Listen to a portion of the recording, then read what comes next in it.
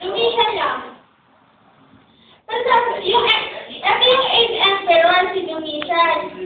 Noong 81 to 96. And then, si Domitian is identified with the beast. And siya yung describe na, ayun nga, yung was and is not, and shall come out of the bottomless pit. Hindi, siya yung 8. Yung 7 nga wala pa. Sabi niya, is yet to come pa. Was yet to come. Sabi niya dito, and the 7th was yet to come, but his reign will be short.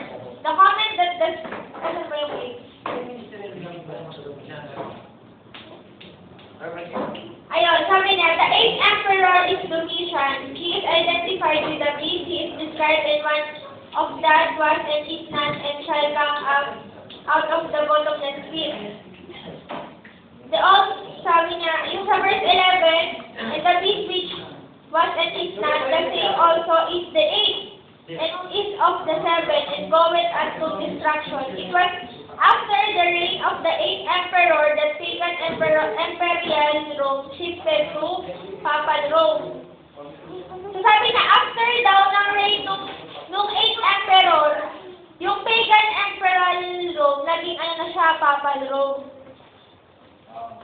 Ayun. Ang sumunod ng Papal Rome, Papacy. Papal Rome na, yun ang Papal Rome. Yung Papal Rome. Holy Rome. Roman. Tapos,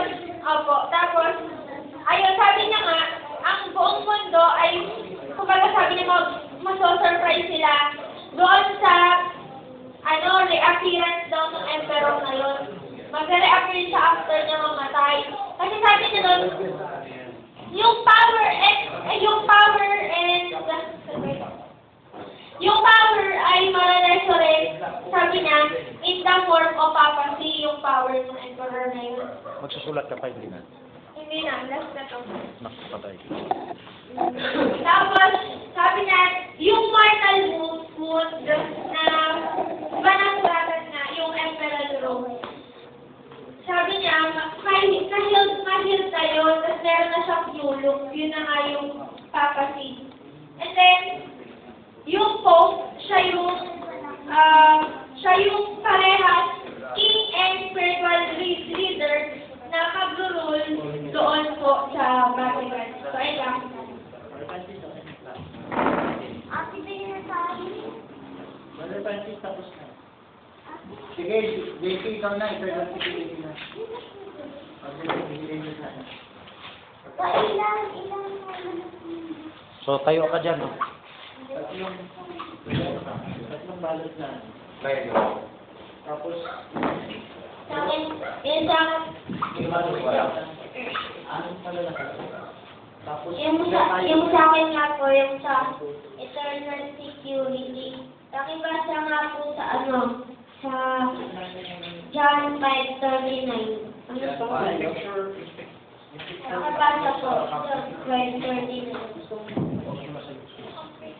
ano ko sa meron na? Per projector nyo.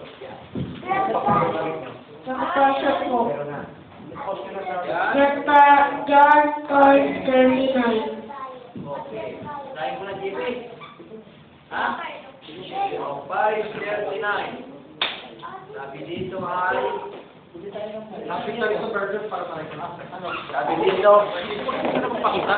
Hindi ko na. Sa upuan. Yan, 5:39. Saliktikin nyo ang mga kasulatan, sapagkat iniisip ninyo na sa mga yaon ay mayroon kayong buhay na walang hanggan. At ang mga ito ay siyang nangagpatutuo tungkol sa akin. Sabi nga po niya doon, tanong-tuloy nga po natin yung kasulatan. Sapagkat iniisip natin na sa lahat ngayon, meron tayong buhay na walang hanggan. At ang na ngayon, siya yung nagpapatutuo tungkol sa atin. Tapos pakibasa po sa Hebrews 6:1. Hebreo 6:1. Sino mabasa? Kahit sino po. Sino? Kung makakita. Ay, kita na namin. Okay. Hebreo 6:1. Kita na namin. Kaya tayo tumigil na ng pagsasalita ng mga unang simulain ng aral ni Kristo at tayo'y magpatuloy sa kasakdalan na huwag nating ilagay na muli ang kinasasaliga ng pagsisisi sa mga patay na gawa at ng pananampalataya sa Diyos. Sabi nga po nun, kaya tayo nga na po ay tumigil na ng pagsasalita ng mga unang simulain ng aral ni Kristo. At tayo nga rin mga patuloy sa kasakdalan ng tapos, sabi pa nga po doon, huwag nga po natin ilagay na muli ang kinasasaliga ng pagsisisi sa mga patay. Kasat pa nga po doon nakagawa at ng pananampalataya sa Diyos. Yun lang po. Sino pa? Sabi. Big, ano na? Sabi.